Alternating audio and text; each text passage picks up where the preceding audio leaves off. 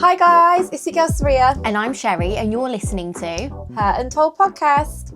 We are back this week to continue from last week. So last week I kind of went into my story a bit more. I spoke about more of the beginning and then how things started to go bad. We spoke a bit about red flags. But this week we're going to be delving more into the breaking point and more of the aftermath, because, you know, we have a child. It's not just like, okay, see you later. Even if you're just married, you're going through a divorce. You can't just be like, all right, see you later.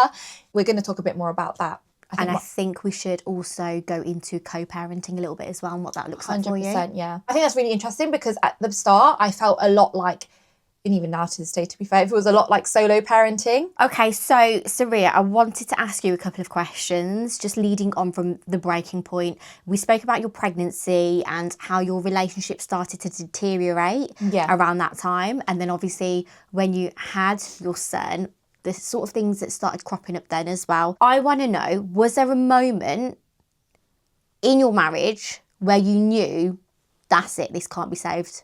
I guess there was two moments and they happened at the same time. Oh, okay. Yeah. So just before I get to that, I think I just want to speak about what led to that, kind of, if that makes sense, because it might not make sense otherwise. So obviously, as I said in last week's episode, if you haven't watched last week's episode, give it a watch before this one so it makes sense. So yeah, things started to go bad a few days after I found out I was pregnant, because that's when I found out a lot of his life lies. And then from there, it was every week a lie. And I obviously didn't like finding out this stuff, but he didn't either, because I was calling him out on this behaviour. Well, I believe he didn't like it because he would say things to like, oh, you know, you're just getting worse, you're arguing more. And again, that is like it's emotional abuse, because they don't like being called out. Like, you have to suppress your emotions. And that's why, like I said last week, it got to the point when I found out that shisha thing just a few weeks before I gave birth. I didn't even really say anything because I'd just been so suppressed to the point where it's just like, I don't even want to say anything. It got worse and worse and worse. And I guess I was holding on to this hope. And I used to say to my friends, you know what, he'll change when he sees the baby. Because I think for women, correct me if I'm wrong, for me, like because we're growing them, is much more real to them. You know, from the first few days I found out I was pregnant, I knew I'm not even gonna lie, I genuinely loved my baby while they were inside me. And people might think, but how? You've not even met your baby. But I'm growing my baby, you know. I can feel them. It just, even before I felt him move and stuff.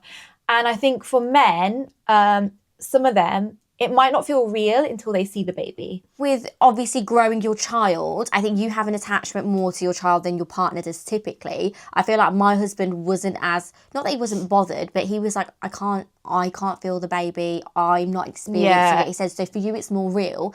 He said, when the baby arrives, then maybe I'll feel something. Yeah, and I think that's the case with a lot of men. And I don't think there's nothing wrong with that.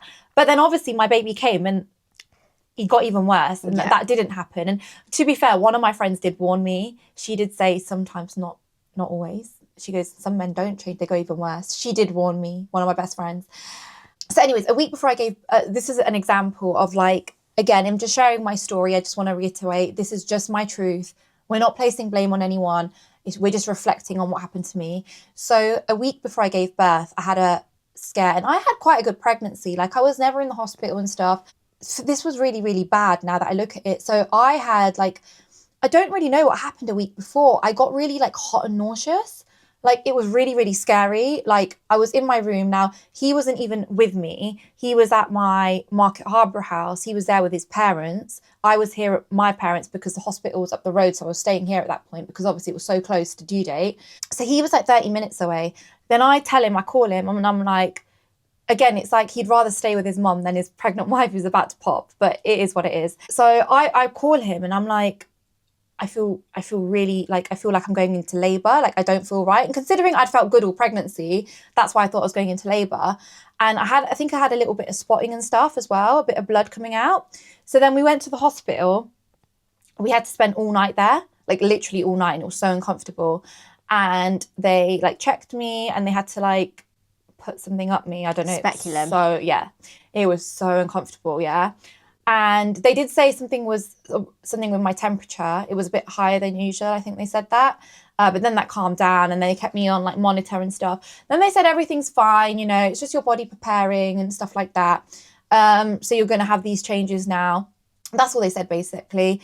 And then he was really angry that I'd wasted his night. Again, I'm not accusing him.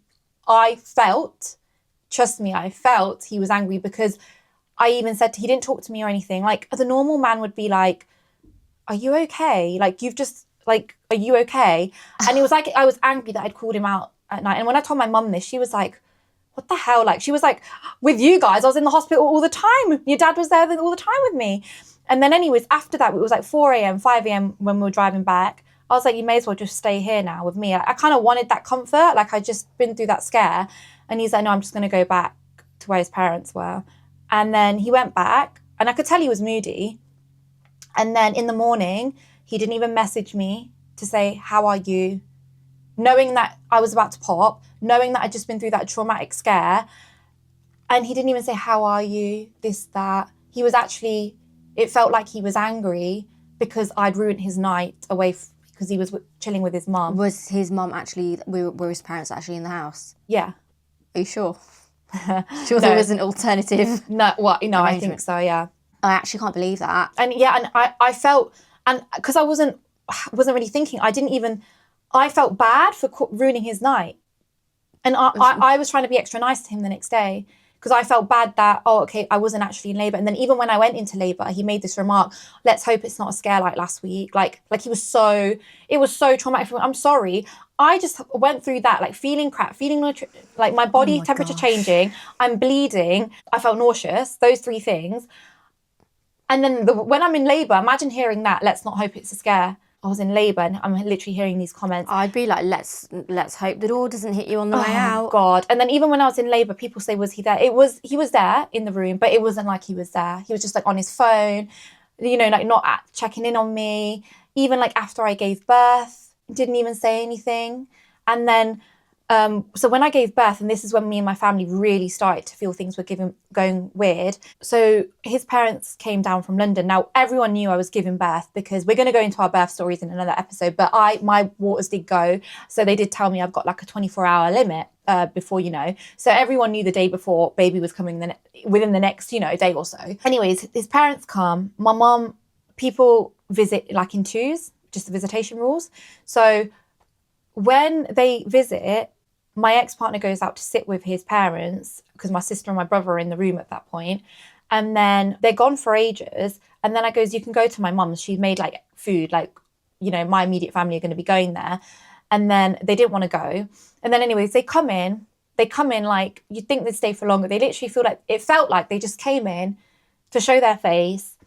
They turned up empty-handed. Like, imagine, not even a card. My ex-mother-in-law said to me, oh, I thought we weren't allowed to bring anything. I goes, okay, you could have asked your son, you know, if you could. And any hospital allows a card. But she knows that they did because her daughter just gave birth recently. She knows she was allowed to bring that stuff. But oh, that makes me so sad for you. I know. They didn't even bring anything. Even to this day, they've literally hardly given my son anything. And it really does just, and people, that's why I will never get over it because it's my son at the end of the day. And that's why someone commented, just get over it. I will not get over it. This is my son. You go have a child, then have someone, basically his parents have neglected, and I'll go into this. Yeah. They've neglected him. Anyways, so they show up empty-handed, right? He's not said like, well done, like, thank you for bringing, like, not, you don't have to say well done, but you know, your husband normally shows you more love after you just gone through that. I love you. You've been amazing. Oh my God, I didn't get any of that. I just got like, him and his parents, me and my family always say to this day, it was so weird. It was like they had a meeting in their car. They come out miserable. Then they quickly go back. And then like my mum like made them all this food. They don't want to know. They just go back. And then they were meant to go India. Then they move their trip forward, knowing I've just gone a C-section as well. Like, it's like they just didn't want to help out. They move their trip forward and then they go. And then, like I said, in the last week's episode, I remember how I said he went back to London when his parents weren't even there because they were in India. Then he was not really present because he was here, there, everywhere. So he just went really, really distant. And he did admit this to me. I have got proof of him admitting he has not been there for me and Ario. He is also admitted.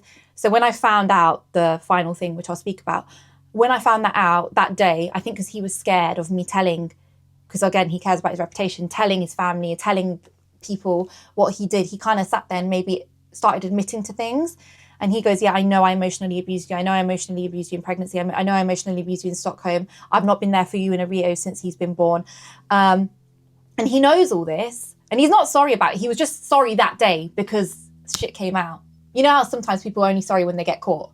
That saying. My God. But then after that, he earned even more evil after that. And I'll talk about that later on. For about 6 weeks, I'm just focusing on Rio and recovery, you know, as you do.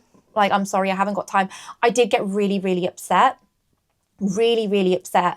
I think it was about 2-3 weeks when I was postpartum, because he went back to work. No, 1 week. It was 1 week, I remember, because he didn't, he went back. Yeah, he had to go back after 1 week. I don't need to explain why, but he had to. And even this was a thing, like his job. So obviously when I found out the financial lies back at the start of pregnancy, I was like, okay, we need to, like, I tried to, you know, trying to make him better, because, you know, I don't think he liked it as well that I was going to take a bit of a pause on my business with onboarding clients, because I just gave birth, guys. But, you know, so I remember it was maybe like 2 months before I gave birth. I remember I said it to him. I had to call it out. I was like, listen, you're in London. Our house is here. Am I just going to be doing this, giving birth and doing this alone? I remember I had to send the paragraph to my friend before, and I'm saying, is this a nice way to put it? She goes, yeah. She goes, why are you so scared for? And I'm like, because he don't like when I say anything, which as I've talked about. So he had a new job, and that's why he had to go back to work. And then he went to work when Aria was 1 week old. I was 1 week postpartum. He didn't even ask how we were. I think he asked how Aria was, like, halfway through the day. And then we weren't even sleeping in the same room at that point. And so he knew me and Aria were awake early hours. Come on, it's a newborn. They're awake all the time. And he couldn't even ask. He didn't come in the room? No. And I had to send him a fat paragraph. I'm going to read this out because it's just postpartum is a hard time. You know, I was only 1 week postpartum, and I'm going to read it out because if this can help any person going through something similar, and they want to call these things out, then you should. Yeah, for sure. So yeah, I'm going to read it out. I'm sort of into the impression that maybe he was scared of becoming a dad. He weren't ready to be one. He don't want responsibilities, no way. I felt like he just wants to, again, I just feel like he just wants to sit at his mum's house, his mum to pamper him to watch Netflix every day. When we go on about co-parenting, he's made some comments that really infuriate me, like, oh, have you watched this? And I'm like, I'm sorry, I don't have time to watch this. I'm being a full-time parent. I know what you're doing. He's basically a baby. Yeah, but that's what one of my cousins said this. She goes, the way him and his mum are, it's like the way I am with my son, but my son's 7 years old. Yeah, so does his mum tuck him in bed every night when he's out doing whatever? I don't get it. No comment. But from what I've said, if that's what your opinion is, then yeah, of course, go for it. But maybe he's still drinking milk from the bottle. But yeah, I think that's what he wanted to do. And he obviously he wants to live this bachelor life as well. Some of the sort of stuff I caught him out on. He's a walking, talking red flag, in my opinion, in my humble opinion. He really is. Like, now, we've realised everything that comes out of his mouth is a liar. And in Punjabi, we call it guppy. Okay, I didn't know that. No, we call it guppy. And now, like, even now, he'll say things, it don't make sense. And now we just know he's lying. Like, literally, there was something he said when I was early postpartum, and he was like, I need to be back in London. This is happening. And then my dad was like, okay, because he was trying to pressure me to remortgage my house. He was trying to scam me and stuff. Oh. Yeah. And then my dad had to talk to him. Again, I just gave birth, guys, and he was trying to do this to me. And my dad was like, okay, fine. If this is going to happen, why don't we talk about it when it happens? Because we knew at this point, he was like, and he goes, it's not about if, it's about when. It never happened. It never happened. Like, but he wanted money from your house. Yeah, he was trying to get me to remortgage, and I had to put my mum on speaker to show her like how he was manipulating me and stuff. And she even said before he called me, she goes, "Do not remortgage that house." I'm so glad you weren't under his spell. And can you imagine if you did that, you'd never see that. This is why I think it's so important to share my story, because There are women that have gone through this. Talk about shit. No, I know, and I know we shouldn't laugh, but I know, I know. It's so sad because then they're left as a disadvantage. You're stuck with nothing. Let me find this message. Just give me 1 sec. Going back to, I don't think he was ready to be a dad. Another thing is because when we did split, when we did separate, so he quit his job and everything. He said he couldn't do this, and I mean, I'm the one who's just given birth. Why are you quitting your job for? So he said he's quitting his job. You know, he can't do this, whatever. And it goes back to the financial lies. I don't think he could ever handle a bit of pressure. He quit his job and he goes, okay, I'll help you out for a month, then I'll move back. He had to go before that. He couldn't even do a month. Because I remember I called him one night, because obviously he was sleeping in the spare room then. I called him one night and I goes, Aria's woken up. And he goes, oh, you keep calling me. I swear on my life. I'm not going to lie on here, guys. I told you, I'm not going to lie because that's defamation. Hold on. Backtrack. He goes, you keep calling me. I goes, yeah, because you don't know. Babies wake up in the night. Aria must have been like 2 months, just over 2 months old. And he's like, and then he had to go. We had to send him back. We goes, you're no good here. Like, what's the point in saying you're going to help out? Just go. No. And he was like, yeah, you're right. What does he mean he's going to help out with his own son? It's not helping out. You're not babysitting. It's your own bloody kid. Do you know what as well? Like, when I talk about this is why I was solo parenting. I have been solo parenting.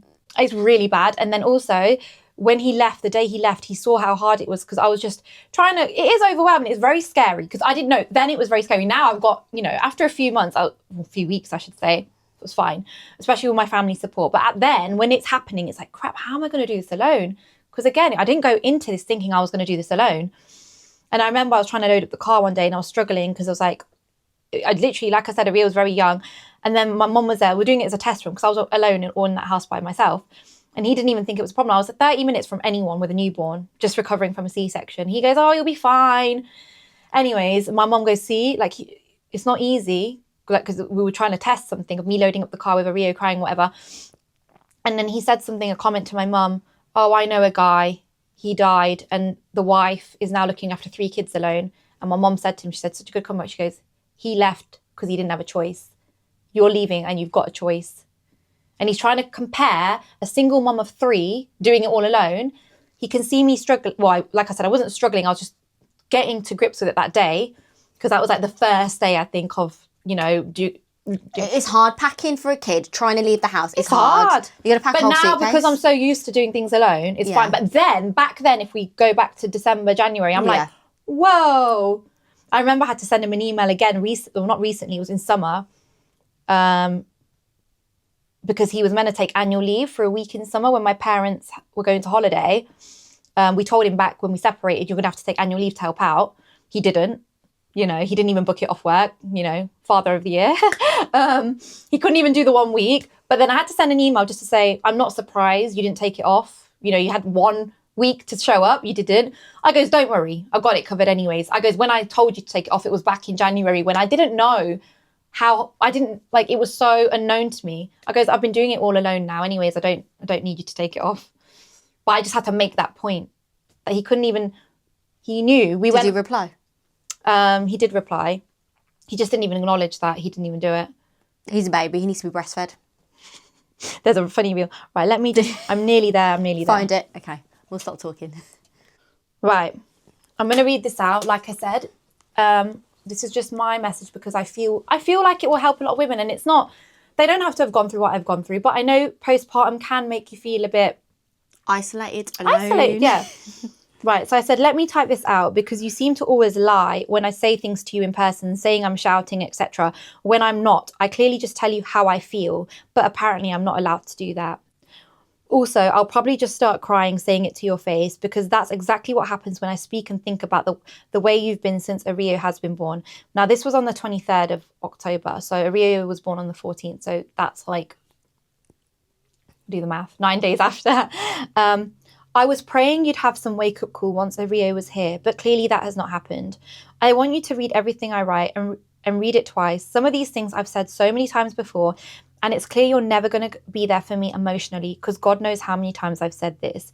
It's like you don't even love or care for me because if you did, you would not be acting this way. I think you've asked me once in this whole postpartum recovery how I felt, knowing I've undergone major trauma and surgery to birth your son. in brackets they put, the best thing in your life. Well, it should be, but with you, God knows.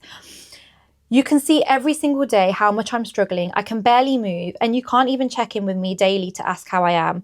I couldn't even walk properly last week. I have had strangers on the internet ask me more than you. This must be a joke. Yeah, so he did ask me once. I think it was like on day 2 or 3. And it was just like a tick off the box thing. Because I used to say to him when I was pregnant, I was like, you're not even going to ask how I am, because I knew the way he was acting. And he did ask me on day 2 or 3, are you okay? And I said, yeah, I feel okay. And then that was the end of the conversation. It was like a tick off the box thing. And he asked me once. Knowing that a C-section was the last thing I wanted to do you not think how this has messed with me mentally? And knowing that postpartum depression is a thing also, again, it would be nice to ask how I am.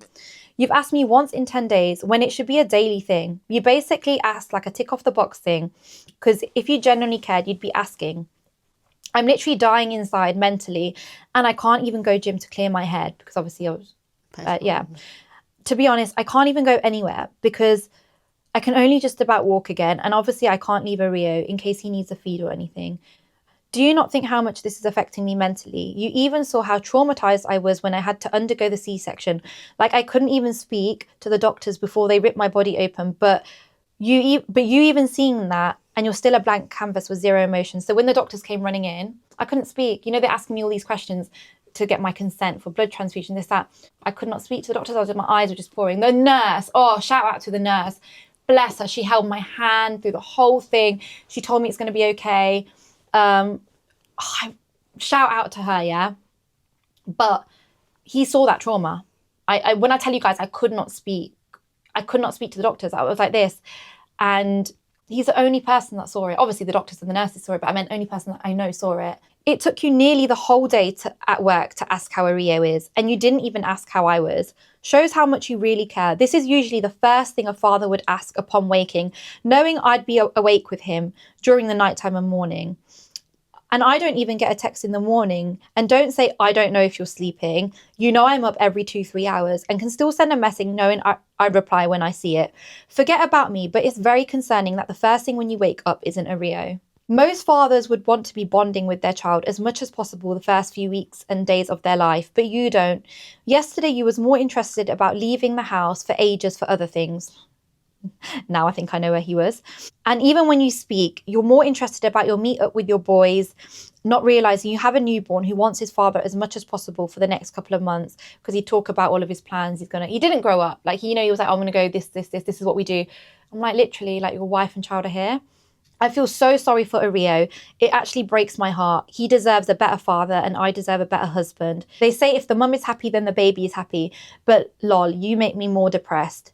Even your birthday, you didn't even think about me or him talking about going out and just leaving us at home. Yeah, because he knew that we couldn't go out, and he was saying stuff like, oh yeah, maybe we'll go to the pub and stuff. We were like, well, we can't do that.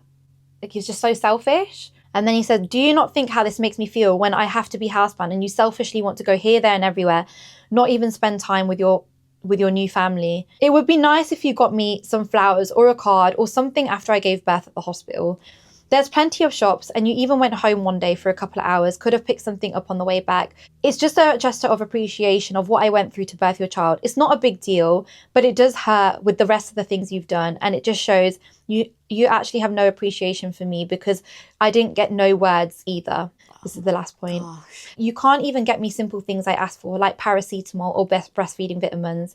So yesterday you went to the shop. It would have taken you 5 minutes after your haircut to get what I've asked, but you did not get it. I'm not trying to do it for me. I'm trying to give our baby the best nutrition. Those tablets are to help him, not me. So if you don't care about me, at least please care about your son. You had time for a haircut and gym, but you could not go pick me up a packet of paracetamol or breastfeeding vitamins. I don't even think he was at the haircut or gym, after what I found out. And then I've put here, I've literally sacrificed my whole entire life and you can't even do the bare minimum. I don't get it anymore. You should be trying to fix things after everything. I won't repeat, and I've put in bracket, I won't repeat, but you know what I'm going on about. And this was even before I found out the really shocking stuff. This was all the other lies I'd been finding out. But no, nothing, just more and more distance between us. And I don't even think it's going to work at this point. Anyway, my priority is Rio. I love him more than anything or anyone. Everything I do from now onwards is what's going to be what's best for him. I'm his mum and it's my duty to protect him from anything. So that's my focus. And I just want to tell you how I'm feeling, and you're really not helping yourself. I mean, you're his dad. I should hope you feel the same. But like I said, you just don't show it one bit. It's concerning. I should have to say it. It feels like you don't even have love or care for me, and that's fine, but I'd rather just know. After all your mistakes recently, you just don't do anything to make things better. Like I said, Rio and me deserve better. I wouldn't even care about my happiness at this point, but I know my baby can feel mum's emotions, so that's why they say happy mum, happy baby, and then I get mum guilt. I've really realised how unconnected we are. Even just writing this has left me in tears. So that's what I sent to him when Rio was 9 days old. I hope he's watching this, and you know what? If you are, you should be really embarrassed. It really, really does make me sad. Like just knowing that, like I had to send that because I forgot. Like I've even forgot some of those stuff. Well, you had to scroll. It like brings it up, yeah, and it just brings up how bad things were. Oh God, I'm so glad I left. I'm actually shocked. I'm actually shocked that there's. I can't even call him a father. You're not a father. You're not. You're a sperm donor at this point. You know what? Loads of people have said that. And the funny thing is, one of my friends had a baby through a sperm donor, not through like the NHS clinic way, but through another way. So they actually know the father. Amazing. And the father actually checks in on the baby. I love that. And we joke, we say he's actually more of a baby daddy than someone that was actually meant to be a dad. We joke about it. I can't believe it. I think he's very selfish. Very selfish. I think he's very manipulative. Very manipulative. I don't think he deserves to be a dad. He manipulated me. He manipulated my family. Even my family used to say, like, we got pwned by him. And even that's why I started having to prove it to them. Because if you do something, I like to call you out on it. Yeah. I might raise my voice. I might this, but I'm real. Whereas him, he'll come across like this really nice guy. He won't really raise his voice, but he'll manipulate. And then my friends had a really good quote, just because you don't shout, don't mean you're right.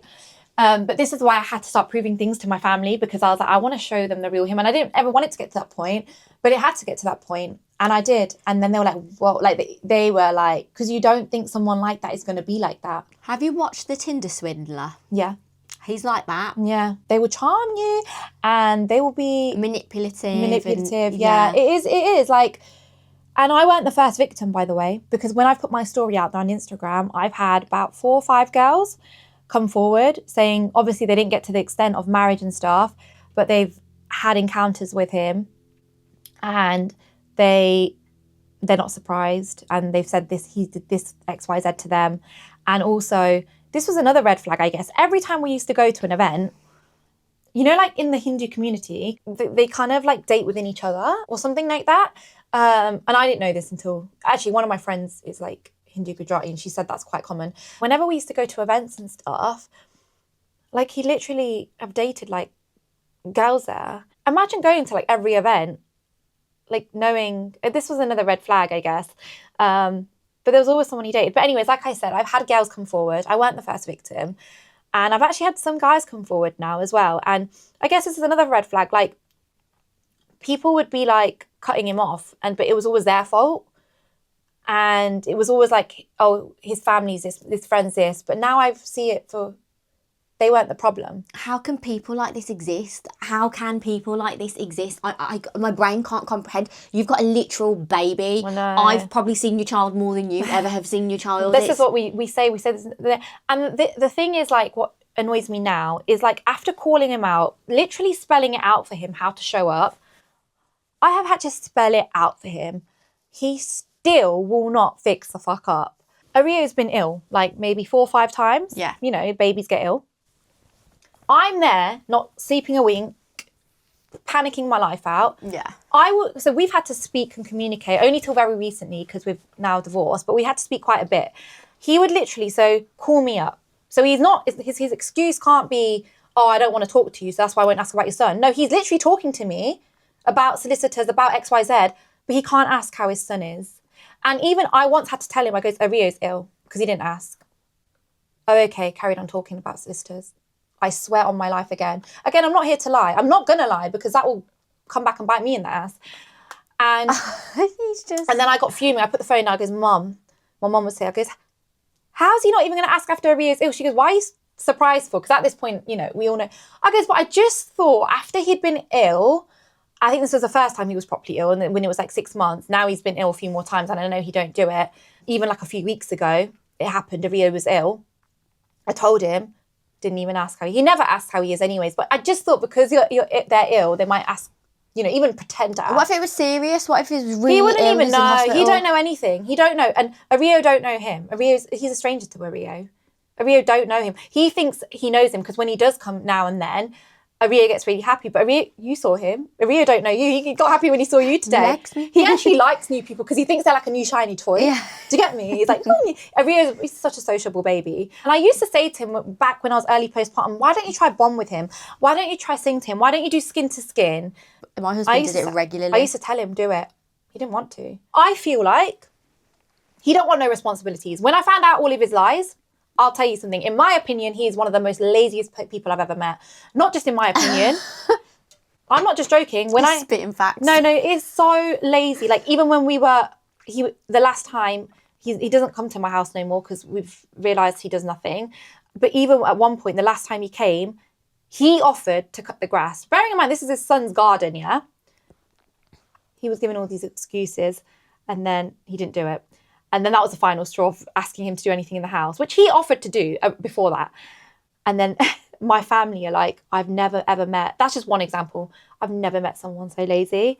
So in my opinion, he is the most lazy guy I've ever met. He don't have any responsibilities. He ain't got the heart for it. Again, I'm not saying someone is evil, but in my opinion, if you can't care for your son, you can sit there and tell the whole world you care about them. If you're not asking about them in weeks and weeks and weeks and weeks and weeks, even when we were together, quote unquote together, back in Christmas time, he went back to London.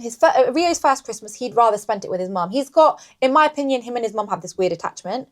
He'd rather spend it with his mum. He didn't ask for days how Rio was or a photo for Rio. Can I just ask, were you still together at this point? Yes. So this was when we were still together. And he would literally not checking in on me or Rio. Wouldn't even ask for a photo. They're changing daily. They're still changing daily. But now I've come to terms with it. He never asked for a photo, never asked for video, never asked for FaceTime, nothing. He won't even ask in the message. He'll message me about something else. He won't even add to it, how's my son? So at Christmas, it got worse. What happened after that? Before we talk about after that, because that is literally kind of when we separated, Christmas time. There is one thing I want to say that happened before, which I didn't. Like I said, there was so much going on. So when Rio was about 6 weeks old, I was 6 weeks postpartum, he just turned around and said, I can't do this no more. See, we had an argument about something. Again, it was like he was pressuring me for money and stuff. And like I said, guys, I just taken a break on my business and stuff. Yeah. And I think I questioned him, like, because he was trying to take Rio's money, which is sad. I beg your pardon, what? Yeah, so my grandma gave Rio some money, yeah, and he was trying to like dig into that, and I said, that's Rio's. And I did say, like, where's all your money going? And when I found out what I did, obviously I found he was feeding these bad habits. Well, again, I can't say 100% that that's where all of his money was going, but, the way I got cheated on was, put 2 and 2 together. And then anyways, we had this argument, and then he just goes, I can't do this no more. And he literally just left when Rio was 6 weeks. I was 6 weeks postpartum. He was 6 weeks old. My family were fuming. They were like, what kind of man just leaves their 6? He left. He went back to London anyways. Thought, you know what? I was so confused. And I was genuinely so heartbroken. I'm not going to lie. I was like so crying to my friends. Can I ask, did he pack his stuff and go? Yeah. So he packed some of his stuff. Okay. There was a lot of stuff. Yeah. Yeah, but he did literally pack and go. Yeah. Yeah. And he just left. Even my dad, like, I remember he made a comment, like, what kind of man are you? Like, he couldn't say anything. But the worst was still to come, guys. After that weekend, it must have been a few days. I think it was like a Friday to a Monday kind of thing. Yeah. I don't know, yeah. Then he changes his mind. Then he's like, I'm going to come back. Guys, the inconsistency was just... Hold on. So he went for a few days? Yeah. And then said, oh, actually, I'm going to come back now. Yeah. What? I know, it's also booky, isn't it? And then anyways, I'm like, I'm going to give him one more chance. Okay. I'm going to give him one more chance. Because, guys, I was obviously really heartbroken as well. But, guys, it did get worse. And there was something that there was something that happened that there was no going back. Well, like I said earlier, there was 2 things. So just so we know where we're at, that was a 6-week mark. He came back. Things were good for maybe a day or so. A day? Literally, like a day or so. Okay. But that's how I feel like in these relationships, that's how they entice you back in there, like extra nice when... He love bombed you. Yeah, I guess that's how it is, right? It's like a cycle. And then, it started getting worse and worse again. And then around Christmas time, that is when a few things happened. And even I remember saying to my mum before the week of Christmas, before I found out the stuff, I said, I don't think, I think I need to start thinking about, because we could see it was just coming again, and I'm not doing that. But then I found out some stuff, and we'll go into it next episode, because we've spoken a lot about this, and I think this episode's been more about the early days of postpartum, some of the stuff, how I felt in pregnancy. And I think it really did bring up quite a lot of, when I read out that message, it's very emotional, isn't it? It did. Like, I want to put that message out there. If you're going through this, if you're feeling this way, even if you've just given birth to a baby and you're feeling like your partner's not showing up the way they should, and they're doing stuff behind your back or whatever it might be, I want you to know there is hope, because I'm so much better now. Like, even like I said, even just reading that, because I don't feel like that no more. I think you could see my emotions go different to what I'm normally like, right? Yeah. Don't you want to almost just go back and give her a hug? Yeah, I do. And it's just... I do. And I want to give Rio a hug as well, because I felt like, because I was going through so much, like I felt like I'd be like crying of like that stuff as well. And I used to feel so sorry for Rio. I used to genuinely feel so sorry. Even like I said in my message, I used to feel so sorry. Like, how can, again, this is just my opinions and stuff, but how can a father that be this cruel to their own flesh and blood? Forget me at this point. And it used to make me so upset. But now I'm not so sorry for him. And I don't like it when people say that to me, if I'm being honest. Oh, bless your son, though. Because I give him more than he needs. And he's got such a loving family from my side. I want to just add as well, and I don't feel sorry one bit, because since sharing my story online, which is why I think it is so good too, I have had people tell me, I'm so glad you did that. I've been around when my mum couldn't leave my father, and I wish she did. And the trauma my dad has caused me. So just hearing that shows, don't be sorry, because I've done the best thing for him. If a guy is like that, they do more harm than good. And I know, not even just people online, certain people that I'm close to in real life that have gone through this and have said it to me. Because obviously, like I said, back in the day, it was taboo to kind of leave and stuff like that. But now I know when someone is like that, I wouldn't have been the best mom, because I would just be going more and more like crazy. He would just be keeping emotionally abusing me, whatever. My focus would be on that. But also a man like that would be around. What kind of role model is that? No, you're right. And that's why so many people have told me, no, like, this is the best thing for Rio. He's going to one day look back and think, wow, my mom was so strong, so brave. He is going to say she deserved better. And also he's not going to have that toxic kind of vibe, environment or person around. Happy mum, what you said earlier, happy mum, happy baby. Yeah. If you were still in that relationship, you'd be drowning in emotional grief. And do you know what, even when I talk in the next episode, there was two things, but even when I found out the first thing, I was still a bit sad, a bit confused. But then 2 days after or 3 days after I found out the main thing, oh my God, I needed it. Since that, my mood, I don't know what it was. Like, it just made me so happy. Like, is this the real him? But do you know what I'm saying? Yeah. It was what I needed.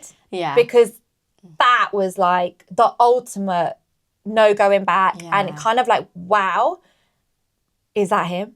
And if you had kept on going back, you would have been trapped in this cycle. You would have been sad all the time. Your son would have been... They pick up on your emotions and your feelings. Before that happened, I even said, the way I broke it to my ex-partner, the way I said we're going to get separated is, this can't go on. I goes, this inconsistency, this toxicity, I'm not having around it my son. That's a good way to put it. Yeah. And he didn't even fight for it or anything. Oh, there was no, because he was happy. Let's make it work. He was happy that he could drop all his responsibilities. He could go back to his, well, again, I believe he was happy. He got to drop all of his responsibilities, go back to his mum's house, not have no responsibilities, like I said, and live his bachelor life, which is some of the stuff I found out. But also, I speak to some of his family still, because I think they may have seen him for who he really is, and I've always been there for them, and they respect me. They want to be a part of Rio's life, and I've always welcomed. And I'll talk more about the family in the next episode. But I've always welcomed his family. Now, it's sad that none of them really want to know him, apart from these couple of cousins I do speak to. when I saw them recently, they ran into one of his family members at a wedding or something, and the family member said, oh yeah, his mum is so happy to have him home. Oh. I'm sorry, if my brother did this to a wife and his child, we would probably disown him. We would kick him up the ass and go do your duty as a father, go fix your life up. But then there are some women that are happy, because even some people used to ask me, what are his family saying? Aren't they telling him to go fix up and go do his duties?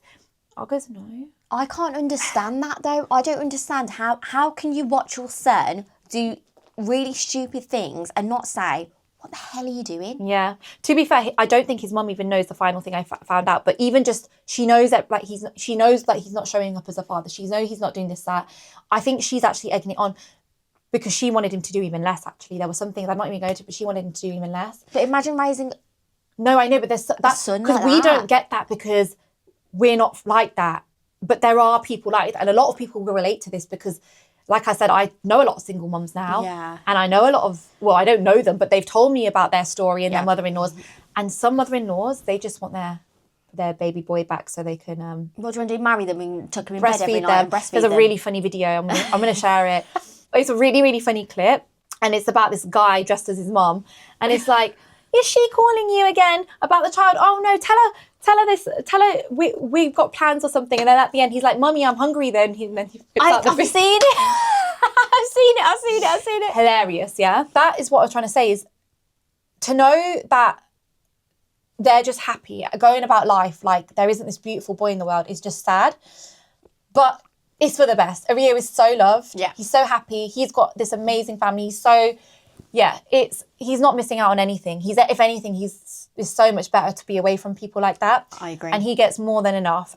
I think me and Ario are so lucky to have each other because we both give each other, like, I feel like I'll give him all the strength he needs in life and he gives me all the strength I need in life. Yeah. If my brother did this, we would not allow this behaviour. Yeah. I do want to add though, Saria, you are a really good mum. Oh, thank you. And you probably don't hear that enough, but you are really, you know what? To be fair, that is one thing people say. And people always ask me, I always think when people say, I'm like, that is the best. I think that is personally the best compliment I could ever get. Thank you. I think I'm a bit too much, guys, on my weekend away in Manchester. My friends were, I cried. On Friday, we were sat there having Nando's. I literally just got there. I'm sat there and I'm like to my mate, I think I'm going to cry because we were talking about Ario. I started crying. Then the next day we was at dinner again. And then I think I mentioned Ario. And then I was like, I can't talk about this. I was like, I can't talk about, because we were talking about his sleep or something. I was like, I'm going to miss him. And I think I'm a bit too much sometimes, but no. No, but he is your baby. Yeah, he is. And I said this to my friends as well. I was like, the reason why I think, because they were like, oh, but our cousins have gone away and they're fine. They're fine and stuff. And I goes, it might be harder for me because I don't have, I'm his parent. I don't have a partner. It's just me and him. Obviously, my parents help out and stuff, but it's not like the same as having another parent around. Yeah. And I guess it makes our bond so much more. Yeah. I think, obviously, it's lovely having your parents around and having their support and having their help. Yeah. But things like for example, I'm here. Yeah. And my husband knows, without me having to tell him, he's got to go and pick my child up from nursery at this time, and he knows that he's going to bathe. Yeah, when they're a parent, it's different to being a grandparent. But you don't get that. Yeah, I don't get that. And I don't want to, like, even... I was talking about this with my other friend about how, like, even in, like, the middle of the night and stuff, if he wakes and stuff, I don't want to put that, because my parents ain't, like, my parents would have do it. Like, say if I said, can you help me out in whatever? I don't want to ask them because it's not their, they will do it happily, but I feel bad. And I'm not going to, I have been solo parenting and I'm going to definitely make that clear. Every time he wakes up, you're there, right? Yeah. So with mine, if she wakes up at the night, I'll sometimes wait for my husband to wake up. I remember the one time I did try that. Why'd you keep calling me? That's actually insane. I know. If my partner ever did that, I'd kick him up the backside. I know, like, when I came home, Ario has been so clingy with me now. It's like, he thinks, so I went to the gym yesterday. I think he thought I was going again. Oh. And he got really clingy. Even, like, on my birthday on Monday, my family came round. Normally, he's so good with them. He was not letting me go. And, like, all my family was like, it's because you've just come back and he's not used to you going. And now I'm like, I can never leave him again. You can. No, he's just gone really, really clingy with me since I've been back. Mine is a little bit of a little bit demonic. She did the opposite when she hadn't seen me. She was like, all right, see you later. She then, refused to come me. in. She was like angry with me, and I was like, oh, okay. I love you. Don't forget to tune in to the next episode where we go deeper into what co-parenting looks like and what single mum life looks like as well. So we look forward to seeing you again next week. If you've liked this episode, don't forget to like, share, subscribe, and leave us a comment below to let us know what your thoughts are. Okay, we'll see you next week. Bye. I was on the streets crying my eyes out. Hasn't been an easy story to share. You're cheating in like the most kind of desperate way. I would not wish this upon anyone. I'm sorry, sir, but you should have thought about your actions when you made those decisions. And the funny thing is, these threats were really, really serious. And I was on the verge of reporting it to the police at one point, but I didn't. This story keeps getting worse and worse. I'm like, straight up lying. Yeah. While he's doing that. That's weird. Why would you not want the best for your child? You're crying because you're getting called out on the behaviour. No, you're crying because your mum's going to find out about your behaviour. He would be telling everyone our fake stories about me. I believe she's manipulated my ex into doing loads of things. You know, divorce isn't a bad thing if you're in the wrong situation. And do you think marriage is a scam? I actually celebrated it with my friends this weekend gone. So I did actually see you tearing up a little bit there as well. I don't want to be that mum. I'll always give him visitation rights. But that's really sad. I find that so sad that they didn't. Absolutely did nothing for him. I just want the manipulation to end.